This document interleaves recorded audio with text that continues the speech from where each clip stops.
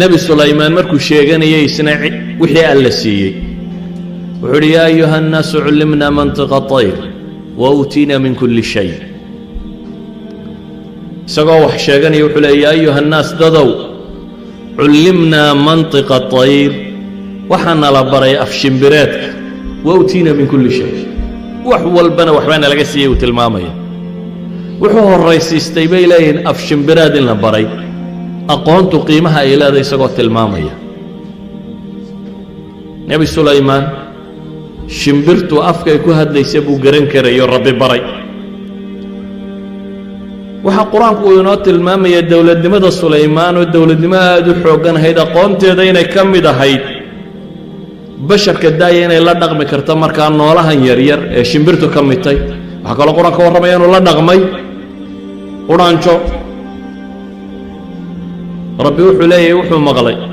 qudhaanjo leh yaa ayuha nnamlu idkhuluu masaakinakum laa yaxtamannakum sulaymaanu wa junuuduhu wahum laa yashcuruun fatabasama daaxikan min qowliha baa ilaahay wuxuu maqlay qudhaanjadu waa xayawaanadan gruubka u nool oo maamulahoodii uu leeyahay ama mid ka mid ay leedahay qudhaanyoy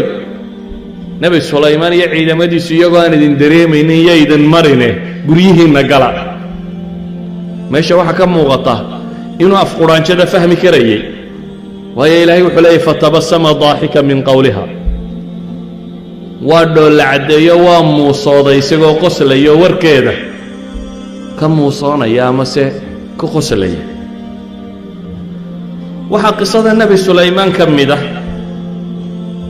oo rabbi subxaanaه wa tacaala uu ka warramaya nebi sulaymaan oo u baahday carshigii balqiis in la soo qaado dabeetana koox hortiisa joogta ay ishayso cifriit min aljin uu leeyahay intaanad meesha ka kicin saacaadka shaqada inta aad ku jirto baan keenayaa carshiga rabbi subxaanaه wa tacaala cifriidkaa jinkaa mid ka xoog badan baa laga warramay kaasi wuxuu leeyahay working hourska saacadaha shaqada gudahooda intaad shaqada ku jirto ee aanad ka kicin xafiiskaaga baan keenaya laakiin ilaahay wuxuu yidhi waqaala aladii cindahu cilmun min alkitaabi ana aatiika bihi qabla an yartadda ilayka طarfuk kii cilmiga kitaabka la siiyey ayaa wuxuu yidhi anigu waxaan keenayaa ilbidhiqsi in leeg kow kan lama sheegin ma jinba ma insiba ma malagba waa noocma waxaa lagu tilmaamay sifo sheegisteedu ay ku filantahay isaga sheegistiisa waxaa lagu sifeeyey inuu yahay alladii cindahu cilmun min alkitaab aqoon-yahan baa lagu tilmaamay waa aqoon-yahan kitaabka yaqaanay baa wuxuu yidhi aqoon-yahankani inuu malag iyo inuu jin yahay iyo inuu cid kale yahay ilaahay kama warramin laakiin waxaa laynoo sifeeyey inuu aqoon ahayd waxaanu wax ku keenayay aqoontan wakhtigaa taagnayd ee nebi sulaymaan iyo ciidamadiisana la siiyey waa aqoon aan maanta dunida oolin waayo sariir boqortooyo in saba oo yaman ku taalla laga qaado oo la geeyo falastiin oo nebi sulaymaan degganaa oo lagu geeyo elbidhiqsi aqoonta bini aadamka iminka wuxuun bay awooddaa only mala haddii loo diri lahaa as a signal oladiinnii kombyuutarradii iyo telefoonnadii waxaan ka warrami jirtay yacnii as a signal haddii inta carshiga la dhalaaliyo signal laga dhigo oo la sandgareeyo dabeetana within milliseconds dhanka kale receiverku uu qabto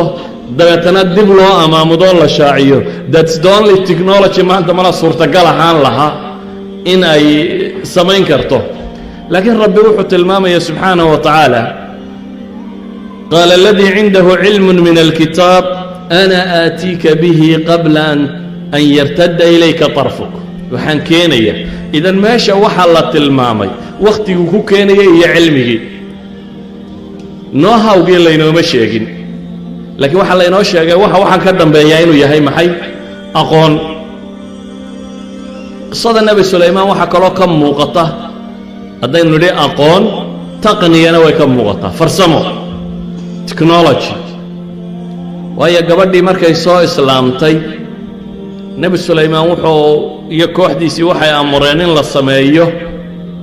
sarxun mumarad min qawaariir dhismaa la sameeyey quraarad baa la saaray waxay culamadu yidhahdeen biyaha hoosta laga mariyey qaab bay dhalada tani u samaysnayd aanad dhalanimadeeda arkaynin ee biyuhu quri kuu muuqanayaan dabeetana qofka dul maraya qofka markuu meesha soo bilaabo wuxuu soo dhanaya biyaad maraysaa ayadii ka faydo ila biyuu arkaaye dhaladu waa transparent aan muuqanayn marka biyaha markuu is yidhaahdo dhex mar qofku wuu faydanayaa boqoraddii waxaa la yidhi qiila laha dkhuli sarx na halkan mar baa lagu yidhi falamaa ra'atu xasibatu luja wa kashafat can saaqayha baa ilaah yidhi markii ay meesha soo martay waxay u malaysay meel qodanoo dee biyo ku jiraan dabeetana dhudhumaday faydatay qaala innahu sarxun mumarad min qawaariir waxaa lagu yidhi waa dhismo mumarad ah mumaradku yacni waxa weeyaan amrad laga dhigay sisib ah very smooth ah corrugation aan lahayn qoladii farsamadu bahash yareed ay saari jireen marka la saaro wax hawi waa dhismo aanu ka muuqanayn siman oo min qawaariira ka samaysan baa la yidhi quraarada ka samaysan idan waa technology muujinaya biyihii inaad garan karin meeshu inay biyaha rasmiya yihiin iyo inay dhala tahay aanad garan karaynin